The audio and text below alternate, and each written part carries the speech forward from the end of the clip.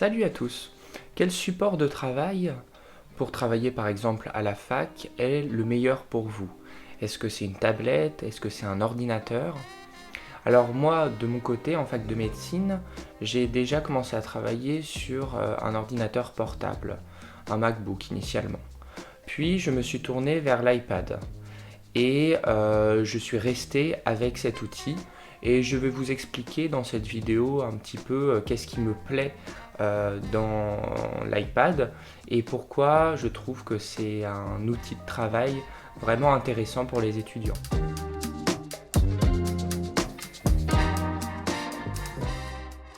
Tout d'abord, le gros point positif que j'y vois pour moi, c'est de la concentration, c'est un focus.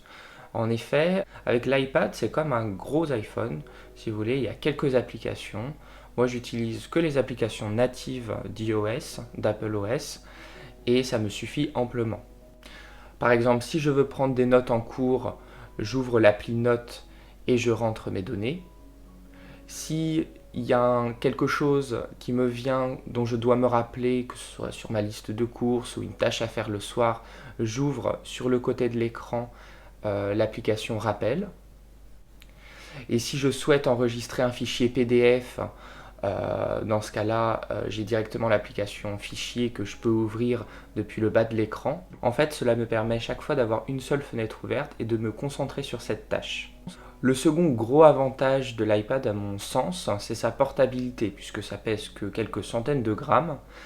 Et vous pouvez très bien détacher le clavier pour conserver juste l'iPad. C'est un no-brainer si vous voulez emmener votre support de travail à l'extérieur et éviter de porter un ordinateur portable qui peut parfois peser le plus lourd.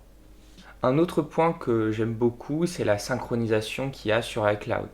Donc si jamais je prends une photo avec mon iPad, je peux la retrouver sur mon iPhone. Si j'enregistre un fichier dans le cloud, eh bien je le retrouverai également sur mon iPhone si je suis dans le tram par exemple et que j'ai besoin d'y accéder.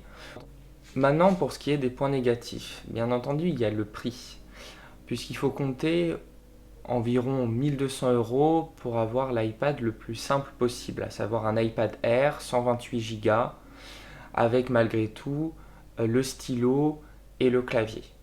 En comparaison, un MacBook Air commence à peu près à la même gamme de prix, 1200 €. Petit aparté tout de même, vous pouvez obtenir une petite remise si vous êtes étudiant sur les iPads.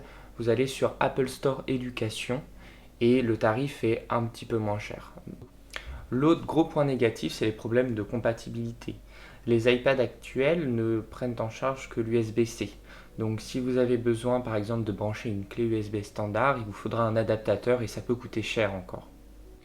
Et il y a tous les problèmes de compatibilité avec les applications natives d'Apple, telles que Keynote, Page, qui ne sont pas compatibles avec des machines Windows qui nécessitent de passer par des documents Word. Ça peut être un peu compliqué. Pour terminer, quel modèle d'iPad j'utilise personnellement? Alors moi, en 2018, j'avais acheté un iPad Pro 12,9 pouces, parce que j'estimais que c'était un peu plus agréable. 512 Go pour être sûr que j'étais large au niveau de l'espace de stockage. Cellular, c'est-à-dire que j'avais la 4G. Et j'avais ajouté l'Apple Pencil et le Magic Keyboard.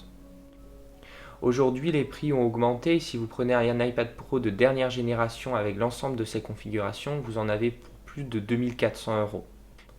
Donc ça fait très cher et je vous conseille, si vous avez un budget serré ou normal pour un étudiant, de partir plutôt sur un iPad Air. Donc voilà un petit retour d'expérience sur l'utilisation de l'iPad en tant qu'étudiant, sur ses points forts, sur ses points faibles. Si jamais vous avez des questions, n'hésitez pas à les poser en commentaire, j'essaierai d'y répondre. Et puis j'espère que vous avez apprécié la vidéo et puis à une prochaine pour d'autres vidéos. Salut! Canto por ti, tú no respondes.